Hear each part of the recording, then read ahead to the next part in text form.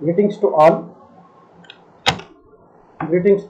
and welcome to the session 4 of Unit 3, Reciprocating Machines for the course Machine Tool Technology. Course code is 15ME43T. Myself, Muhammad Imran, lecturer, Government Polytechnic, Harvard. So this is the course content in blue marks for state examination board. So this third chapter is for 10 hours and the maximum percentage weightage is 21%. That is, the question will be asked for 30 marks in the examination, annual examination. So the shaper machine is primarily intended to shaper operations. Shaper machine is primarily designed to produce horizontal surfaces, the flat surfaces, by a single point cutting tool. So the shaper carries single point cutting tool in a tool post, which is carried by the ram. Other than its flat surface, it is also used to produce a certain operation, which is such as machining horizontal surfaces, vertical surfaces, maybe angular surfaces, slot cutting, keyway cutting, machining irregular surfaces, and machining the splice and cutting gears. They also use it for cutting splice and gears. So let us discuss one by one. Machining the horizontal surface. You can see in the figure, for machining horizontal surface, the tool will be held in the tool post, and the tool will move like forward and backward, and during the completion of one stroke, the tool has to move in this direction to give the clockwise speed. So once the completion of one stroke, the tool the feed will be given to the work in the longitudinal direction, in a direction perpendicular to the movement of the tool. The tool will movement forward and backward like this, like this, whereas the feed is given to the work for after the completion of each stroke. That may be 1 mm, 2 mm feed will be given perpendicular to the axis of movement of the this tool. The work or job is held properly on the table. So the table, there may be chances that the work is directly mounted on the table by bolting the work to the table. If the component is complex one, then it is bolted to the table, which is having T slots. Otherwise, there will be a bench vise provided on the table, which is having one fixed jaw and one movable jaw. By moving that movable jaw, we can hold any kind of workpiece, and the table with a fixed workpiece, the workpiece is fixed here, is close to the length of the tool, and position of the stroke are adjusted. Stroke length is adjusted depending upon the length of the workpiece. It is not similar. The length of stroke is not similar for all the workpieces. For suppose the maximum length of stroke that can be achieved in on any shaper is 1500 mm, and if the component is only 100 mm, the length of the total length of the component is only 100 mm, then why to use full length of stroke, that is 1500 mm each time? It is increases the production time. Instead of that, we can adjust the length of stroke. 1500 is maximum we can achieve. We can limit it to up to any length depending upon the length of the work. If the length of the work is 100 mm, including the extra clearance, so we can adjust it to 120 mm length of stroke. So a stroke length is about 20 mm longer than the work. Stroke length should be adjusted in such a way that it should be a minimum 20 mm longer than the work. That suppose if the length of the workpiece is 100 mm and 20 mm on each side before the starting of the workpiece and after the completion of the workpiece is given as a clearance, and the length of stroke is adjusted by adding clearance on both side of the workpiece, usually 20 mm, such that the tool starts from about 10 to 15 mm before the workpiece and continues about 10 10 millimeter or 15 millimeter after the end of the cut. Suppose this length is 100 mm now. Here the crosswise direction is length is 100 mm. The tool has to start from 10 mm extra from here, and it has to cover 10 mm extra after the completion of workpiece. So length of stroke is adjusted as 120 mm if the length of workpiece is 100. Similarly, if the length of work is 1000 mm, then the clearance will increase us 20 mm on each side. So 1000 plus 20 plus 20, as we have discussed in the last class by solving one problem. We have given 20 mm clearance on lengthwise and 10 mm clearance on widthwise. So then the machining of vertical surfaces. So for machining of the vertical surface, all the settings are similar to the workpiece. All the settings are similar to the machining the horizontal surface. The only difference in the machining of vertical surface is that the table movement, the feed is given in a direction of the feed is given in an upward direction. Earlier the feed is given in a longitudinal direction like this. Now the feed is given, the work surface is set parallel to the stroke axis. So the feed is given parallel to the stroke axis. This is the feed. So this stroke, the feed is parallel to the stroke length. Feed is given in a direction parallel to the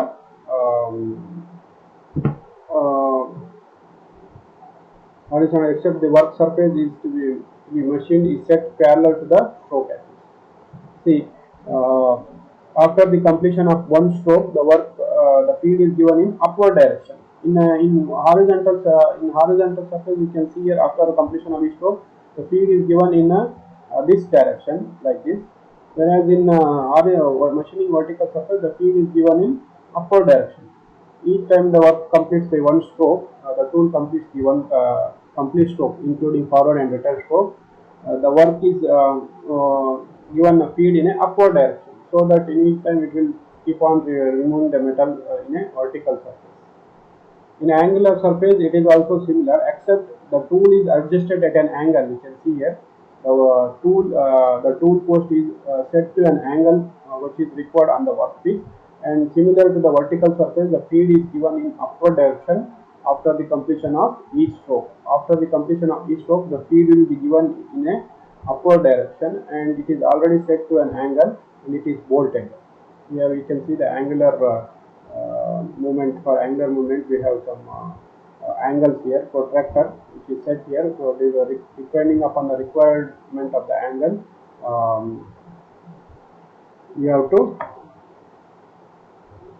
we can adjust the tool to the required angle. The vertical slide of the tool head is swelled. The vertical slide, this is the vertical slide, is swelled to the required angle, and machining the angular surface can be performed by rotating the apron away from the work. By rotating the apron away from the work, the surface is being machined, used for making V blocks. You can see in the V blocks it is having a 60-degree angle. So V block is machined by using shaper machine by setting a particular angle. In V blocks, dowel tiles, etc. Machining slots, grooves, and keyways. First, the external keyways. So for machining keyways, you can see here for machining keyways in a cylindrical surface. First, the workpiece is held between these two surfaces, and the special parting tool will be placed in the tool post, and it is given the feed like this. After the completion of the one stroke, the feed is given in upward direction, similar to the vertical machining the vertical surface. The machine an external keyway on a long shaft as shown in figure. Initially, a hole is drilled at the blind end of the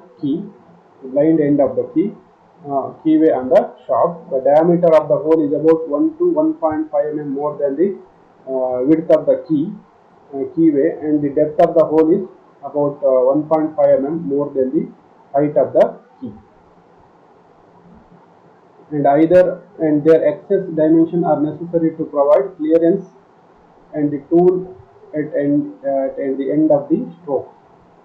The length of the position of the stroke is adjusted carefully such that the tool starts about 10 mm before the workpiece and ends at 0.5 mm earlier to the center of the drilled hole. Initially, we have to drill a hole on the shaft at a blind. Hole is drilled at the blind end of the keyway, on the shaft. So the blind end of the keyway, a hole is drilled on the shaft. The diameter of the hole is about 1 to 1.5 mm more than the width of the keyway. So diameter of the hole is 1 to 1.5 mm more than the width of the keyway. Suppose if the keyway width is 2 mm, then we have to drill a hole of 3 mm, and the depth of the hole is the depth of that hole is 1.5 mm about the height of the key. The height of key is 5 mm, then you have to give a depth of the drilled hole as 7.5 mm, and any their excess dimension are necessary to provide the clearance. So this extra clearance is required for to provide the clearance for tool movement at the end of the stroke. Internal keyway you can see here. So internal keyway for producing keyway in the slots in the hollow surfaces. You can see this is the keyway. So this kind of tool is placed here, and as the tool moves like this, it will remove the it will produces the keyway here. So internal keyway can be cut on the shaft gear blanks fully from the shaping machine for the purpose of square edged tool. For this purpose, square edged tool. This is a square edged tool of the width equivalent to the width of the key. Uh, is selected, and cutting action carried out at slower speed. The cutting action is carried out at a special tool is used whose width is equal to the width of the key, and the cutting action carried out at a slower speed. Cutting irregular surfaces, you can see the irregular surfaces. For cutting irregular surfaces, a round nose tool is used. This is a round nose tool is used for cutting the irregular surfaces. Both cross and vertical feed is given at the same time. Similar to the combination of feed methods of producing taper turning in lathe, how we are given both longitudinal and cross feed. Similarly, in the shaper, for producing irregular surfaces, both cross feed and vertical feed is given through the table, and the vertical feed is given through the tool head. The apron is fitted suitably to avoid the roughing. The apron is fitted suitably to avoid the rubbing of the tool during the return stroke. So it is provided with the clapper box to provide a certain gap when return stroke happens. So here both cross feed table and the vertical feed, the cross feed is given through the table, and the vertical feed is given through the table, and the vertical feed is given through the tool head. The cross feed is given through the table, and the vertical feed is given through the tool head.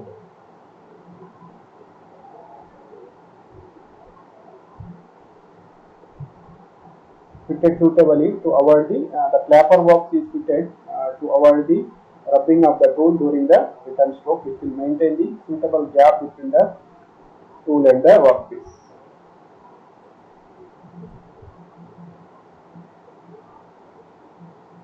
Thank you for watching this session.